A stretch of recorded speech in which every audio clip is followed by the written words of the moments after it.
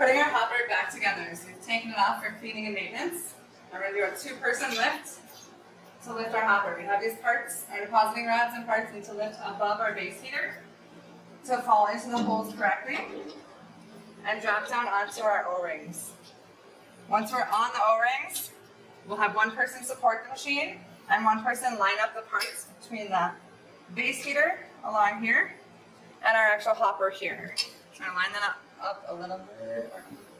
And then once we are lined up closely, we have the rods, the bolts that are going to hold onto the hopper that we can slide up through the base heater and through the hopper.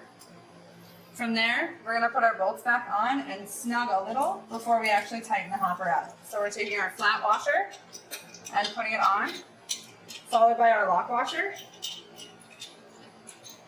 followed by our cap bolt that is a 19.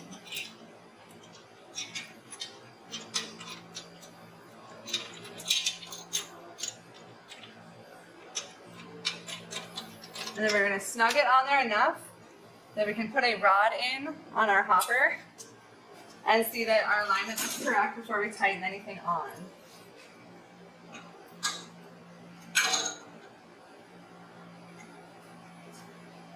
Just twist it. Yeah. So as we put our rod back on, we want to lift that our rod goes straight up and down, along with not touching against the back of our hopper. If we're in that positioning, we're going to hold it here as we tighten it.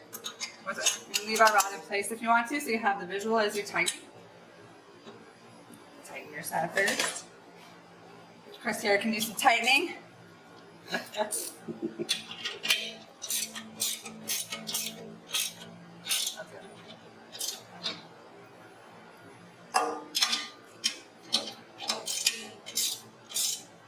I like how you handed it. So once we have our hopper securely on, the next part is that we're going to put our rods back in. And once our rods are back in, we're going to put the head plate on. So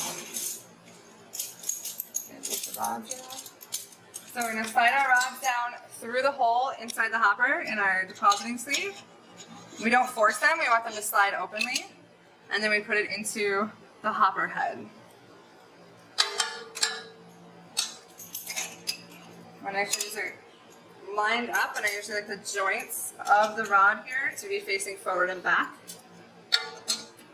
as I align them.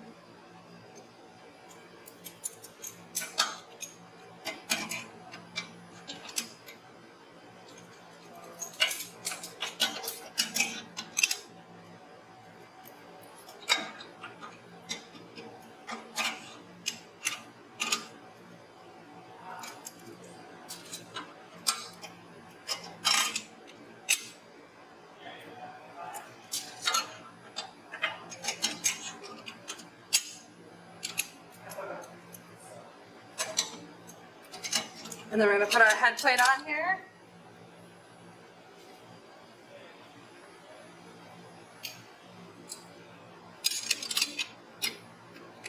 And so our head plate, this is a handle, and our 2 bolts on the outside we'll tighten up in order to hold the rods in place. And once they're tightened, then our hopper is secured, and we need to reapply our heaters. So we took off the hopper heat sensor. So we're going to clip on to the spot here.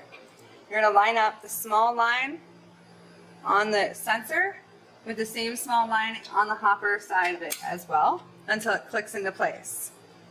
The next part down is our hopper heater. So we're going to lock into there. Our next one down is our base heater. The same idea. Inside it has a little groove that is going to line up with the groove on the machine itself.